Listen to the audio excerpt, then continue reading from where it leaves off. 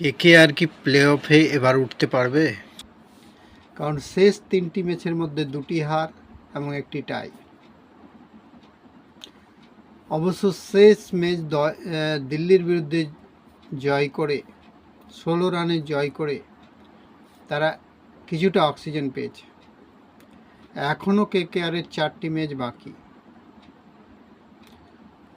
Point টেবিলের একেবারে শেষের দলগুলোর বিরুদ্ধে আছে 3টি ম্যাচ, আর 1টি ম্যাচ আছে পয়েন্ট টেবিলের সবচেয়ে উঁচুতে যে আছে আরসিবি তার সঙ্গে। তার মানে 3টি ম্যাচ আছে Rajasthan Royals, Chennai Super Kings এবং সানরাইজ হায়দ্রাবাদ, এই 3টি দলের বিরুদ্ধে।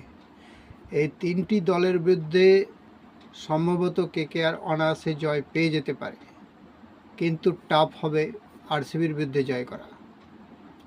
কিন্তু কেকেআরকে যদি প্লে অফে উঠতে হয় তাহলে তার এখন প্রত্যেকটি ম্যাচ ডু অর ডাই। তাহলে আরসিবিকেও তাকে হারাতে হবে, আর বাকি 3টি টিমকেও তাকে হারাতে হবে যদি প্লে অফে উঠতে হয়। যদি প্রত্যেকটি টিমকে হারায় তাহলে তার পয়েন্ট হবে 17, আর যদি 4টি ম্যাচ না জিতে 3টি ম্যাচ জিতে তাহলে তার পয়েন্ট হবে 15। তাতেও কিছুটা আশা থাকবে। তাকে 15, যদি 3টা ম্যাচ জিতে তাহলে দলের অন্য ম্যাচগুলোর দিকে তাকে তাকিয়ে থাকতে হবে। তাহলে প্লে অফে ওঠার কেকেআরের এটাই হচ্ছে একটা উপায়।